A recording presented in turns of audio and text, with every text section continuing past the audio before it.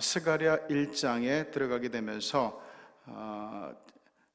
하나님께서 그 이스라엘 이제 바벨론 포로 생활에서 좀 더 정확하게 얘기하면은 바벨론이 메디아와 페르시아로 나뉘어지고 페르시아가 다시 통합을 하게 되는데, 이 페르시아로부터 돌아온 유대인들이 이스라엘 땅에 귀환을 해가지고 그 하나님 앞에 성전을 재건하려는 그런 모습을 담고 있습니다.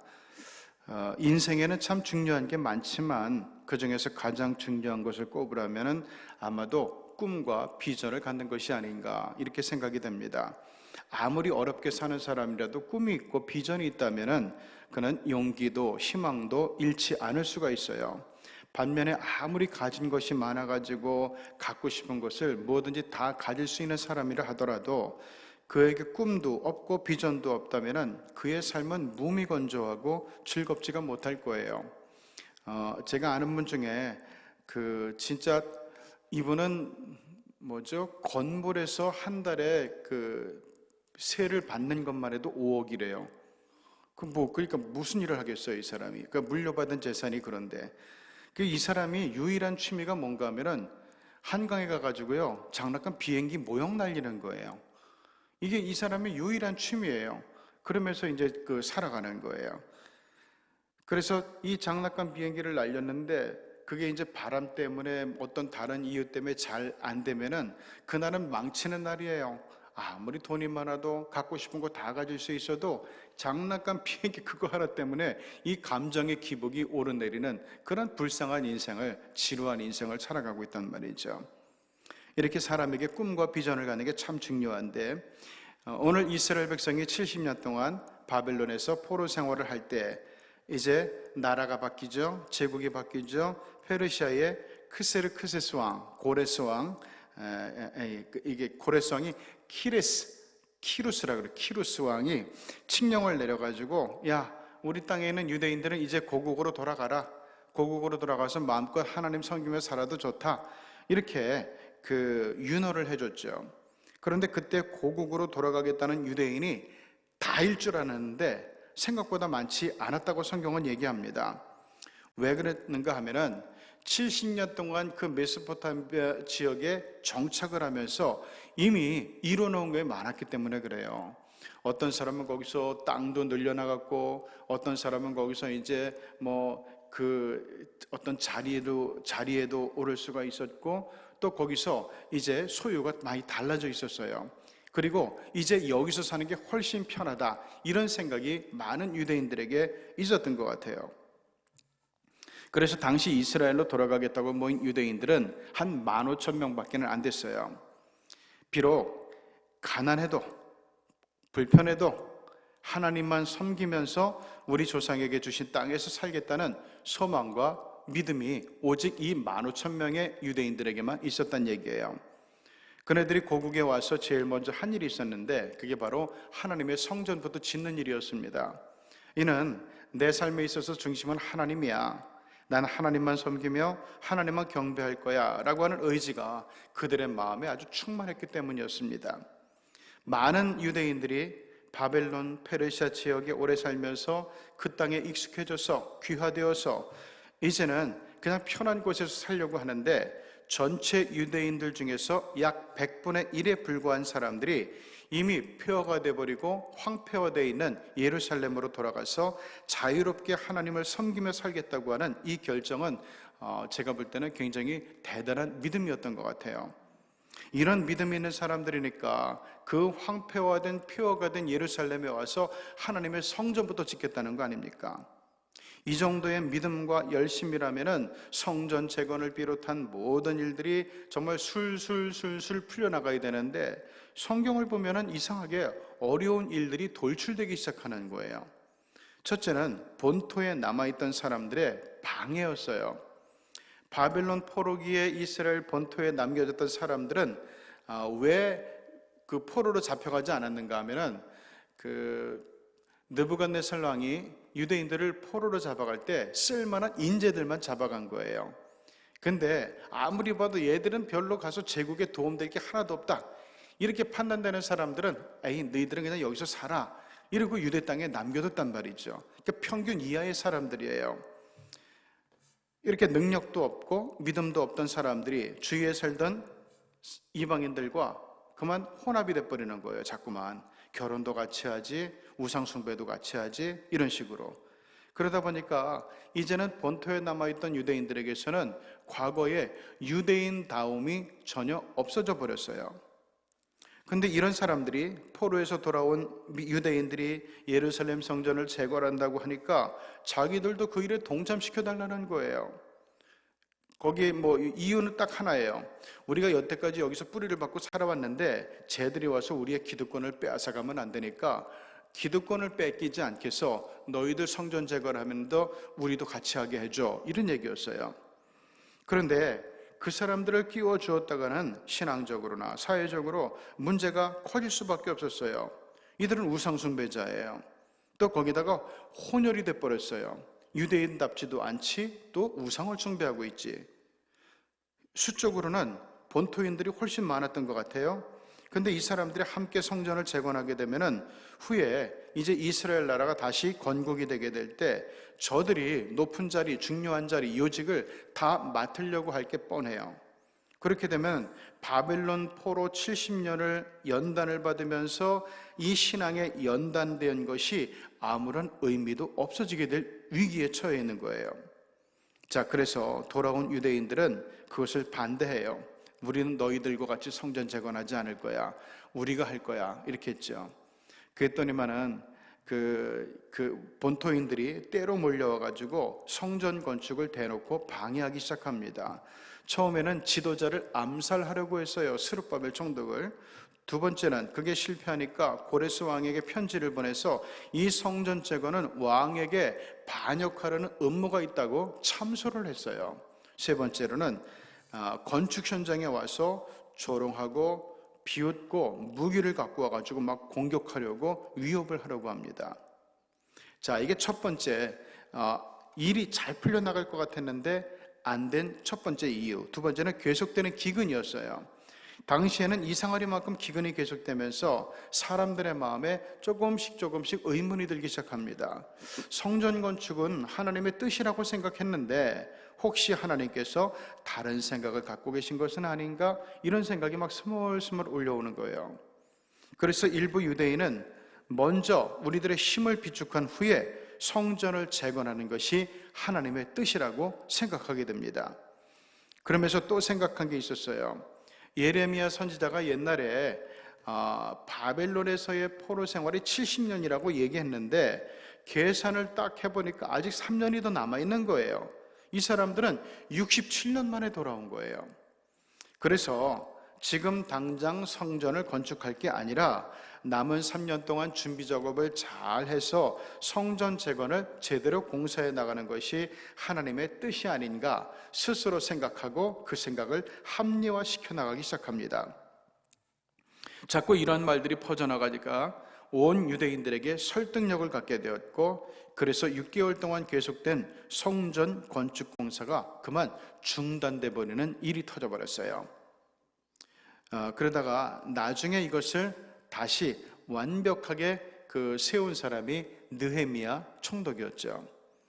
우리도 가끔 이런 경험을 할 때가 있어요. 하나님의 일을 하다가 자꾸 어려움이 닥치면은 이건 하나님의 뜻이 아닐지도 몰라 스스로 합리화시키면서 그 사역을 스스로 끊어버리고 중단해버릴 때가 있단 말이죠.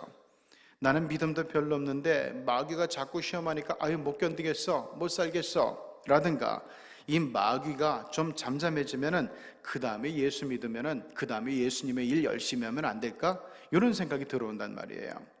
이런 유혹이 예수 믿는 사람들이 일반적으로 봉착하는 일일 수도 있죠. 이런 때 유대인들로 하여금 하나님의 일을 다시 하라고 하나님은 이 스가랴 선지자를 통해서 이 돌아온 백성들에게 외치고 있는 겁니다. 본문을 보면은 선지자 스가랴가 앉아있는데 하나님이 보여주시는 환상이 나와요. 8절, 내가 밤에 보니 한 사람이 붉은 말을 타고 골짜기 속 화석류 사이 나무 사이에 섰고 그 뒤에는 붉은 말과 자줏빛 말과 백마가 있기로, 이런 환상을 봤어요. 근데 그 의미가 16절에 나와요. 여호와가 이처럼 말하노라. 내가 불쌍히 여김으로 예루살렘에 돌아왔은즉 내 집이 그 가운데 건축되리니 예루살렘 위에 먹줄이 쳐지리라. 성전 건축하는 게 하나님의 뜻이라는 거고, 17절 그가 다시 외쳐 이르기를 만군의 여호와의 말씀에 나의 성읍들이 넘치도록 다시 풍부할 것이라. 여호와가 다시 시온을 위로하며 다시 예루살렘을 택하리라 하라 하니라. 이게 이제 하나님의 응답이에요. 예루살렘 성전이 다시 재건되며 예루살렘이 다시 번성하게 될 거라는 게 하나님의 뜻이라고, 하나님의 약속이라고, 믿음의 응답이라고 지금 이야기되는 거예요. 자, 그러면서 스가랴 선지자가 18절에 보면은 이런 환상을 봐요. 내가 눈을 들어본 즉 네 개의 뿔이 보이기로. 네 개의 뿔들은, 원래 뿔은 힘있는 권세를 상징하는 거예요. 네 개의 뿔들은 과거 이스라엘 백성과 유다 백성과 예루살렘을 괴롭혔던 나라들과 그 세력들을 가리키는 거예요. 다니엘서에도 똑같이 네 개의 뿔이 나왔었거든요. 자, 우리도 처음 예수를 믿게 될 때 사방에서 막 어려운 일들이 일어나는 것을 경험한 적이 있을 거예요.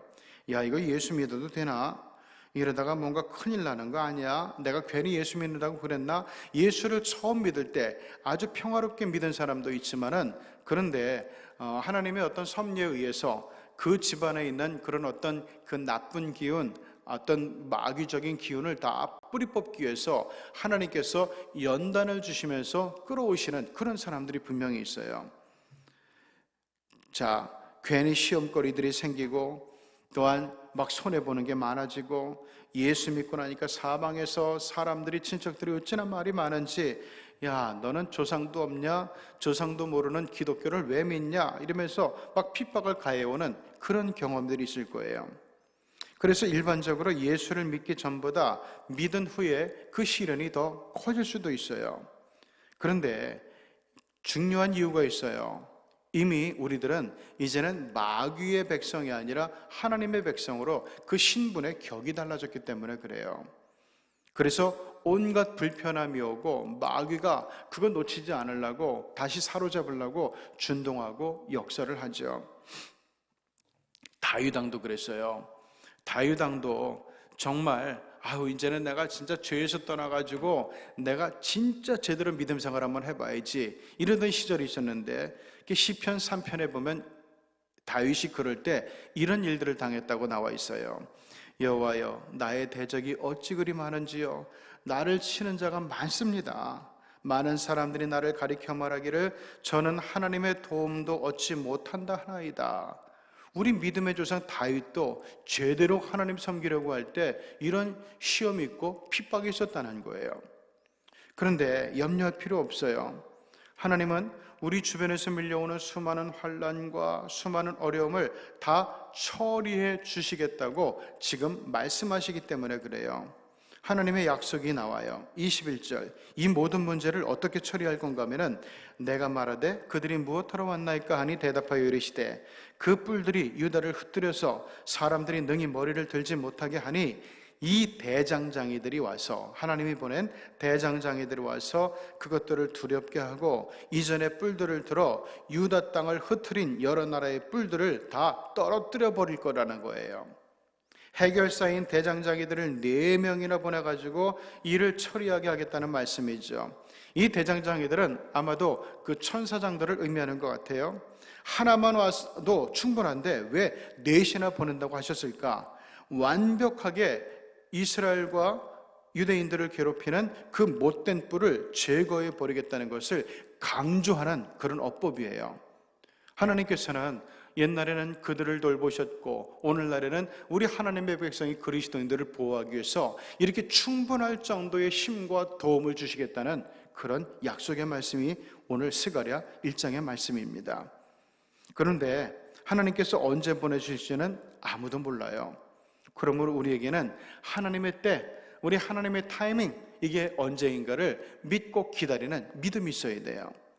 우리가 예수를 믿음으로 말미암아 핍박도 오고 손해도 올 수 있지만, 그럴 때 하나님 앞에 기도하면서 이 시련에서 벗어나게 해주시기를 기다리게 되면은 하나님께서는 정하신 때에, 가장 적합한 때에 완벽하게 그 문제를 처리해 주시겠다는 내용이에요.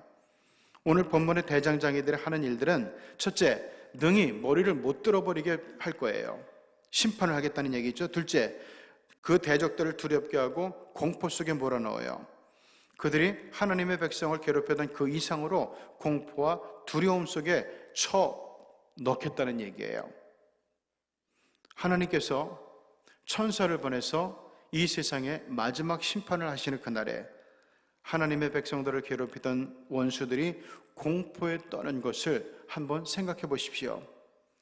그날에 그들의 머리에서 단단하고 뻣뻣하게 자라오던 그 뿔들이 다 끊어질 거예요. 그러면서 우리를 억누르고 우리를 괴롭히고 우리를 힘들게 하고 우리에게 갈등을 일으키게 하던 그 모든 요소들이 무력화가 될 거라는 얘기입니다. 성경은 우리 하나님을 구원의 뿔이라고 묘사를 해요. 그분은 우리를 해치는 뿔들을 다 꺾어버리고 우리로 하여금 구원을 받게 하사 우리의 영혼을 구원하시고 맑은 물가로 푸른 초장으로 인도해 주시는 하나님입니다. 그분은 나의 구원의 뿔이요 나의 산성이요 나의 반석이라고 다윗은 고백했어요. 이사야 61장을 보면은 그분이 우리에게 하실 일들이 나와요. 마음이 상한 자를 고치며 포로된 자에게 자유를, 갇힌 자에게 노임을 선포하며 여호와의 은혜의 해와 우리 하나님의 보복의 날을 선포하여 모든 슬픈 자를 위로할 것이고 무릇 시온에서 슬퍼하는 자에게 화관을 주어 그 죄를 대신하며 기쁨의 기름으로 그 슬픔을 대신하며 찬송의 옷으로 그 근심을 대신할 것이다. 이렇게 말씀하고 있어요. 예수님께서 이 땅에 재림하실 때 우리 하나님께서 이렇게 만들어 주시겠다는 거예요. 하나님의 백성들, 우리 하나님의 자녀들에게 베풀어 주실 약속이 이렇게 이사야 선지자를 통해서 이미 수천 년 전에 우리에게 드러났어요. 오늘날 우리가 상하는 수많은 일들 앞에서 그것들 때문에 힘들 수는 있지만 그것들 때문에 우리가 낙심하거나 그것들 때문에 무너질 필요는 없습니다. 우리가 반드시 해야 될 일은 우리의 구원의 뿌리 되시는 예수 그리스도를 힘있게 붙드는 거예요. 그래서 마음을 강하게 하라, 담대히 하라, 내가 너를 붙들어 주겠다고 이사야 선지자를 통해서 하나님은 이스라엘 백성들에게 약속해 주시는 겁니다. 오늘 이 믿음을 가지고 오늘날 우리 주변에 있는 악의 뿔을 꺾고 핍박의 뿔을 꺾고 의심의 뿔을 꺾고 낙심의 뿔을 꺾고 우리 주님이 준비하시는 이 구원의 은총 속에서 살아가시는 저와 여러분이 되기를 주님의 이름으로 축원합니다. 기도하시겠습니다. 하나님 아버지, 오늘도 우리 주님의 성령께서 임재해 주신 이 성전을 하나님 찬송의 제물로, 말씀의 제물로, 기도의 제물로 채워나가는 살아가는 새벽의 성도들을 눈동자같이 지켜주시고 눈동자처럼 사랑해 주시고 아껴주셔서 하나님 이 성전에 올라와 새벽에 예배를 드리는 기쁨을 만끽하게 하여 주시옵소서. 오늘도 주님의 권세 있는 장정에 붙잡히는 하루가 될 수 있게 도와주시고 오늘도 하나님께서 어디를 가든지 힘을 실어주시고 우리 편이 되어주시고 때로는 옆에서 때로는 앞에서 때로는 등 뒤에서 우리에게 힘이 되어주시는 가운데서 세상을 살아가는 참 기쁨과 참 평안함과 참 든든함이 바로 우리와 함께 하시는 우리 하나님의 임재와 동행하심에서 나오는 것을 깨닫고 더욱 하나님께 영광 돌리는 이 하루가 되게 하여 주시옵소서. 코로나 때문에 하나님 전도도 안 되고 코로나 때문에 다 나와 예배도 드릴 수 없고 정말 우리 기독교적으로 볼 때 얼마나 큰 시련인지 모릅니다. 그런데 하나님 이럴 때 이 시련에 굴복하는 것이 아니라 믿음으로 기도로 정말 신앙으로 든든하게 담대하게 맞서 싸우고 코로나의 두려움을 꺾는 가운데서 코로나가 지난 다음에 하나님의 은혜 가운데서 급성장하는 은총을 우리에게 허락하여 주시옵소서. 오늘도 우리 아버지 교우들 가운데 환우들이 있습니다. 또한 사업의 문제로 자녀의 문제로 가정의 문제로 괴로움을 겪고 고통스러워하는 우리 하나님의 백성들이 있으니 하나님께서 이 시간 저들을 찾아가 주시고 성령의 음성으로 들려주시고 우리 하나님의 손으로 저희들을 만져주시는 가운데서 아버지 소성함의 기쁨이 있고 소성함의 은총을 느끼는 이 하루가 되게 하여 주시옵소서. 예수님의 이름으로 기도드리옵나이다. 아멘.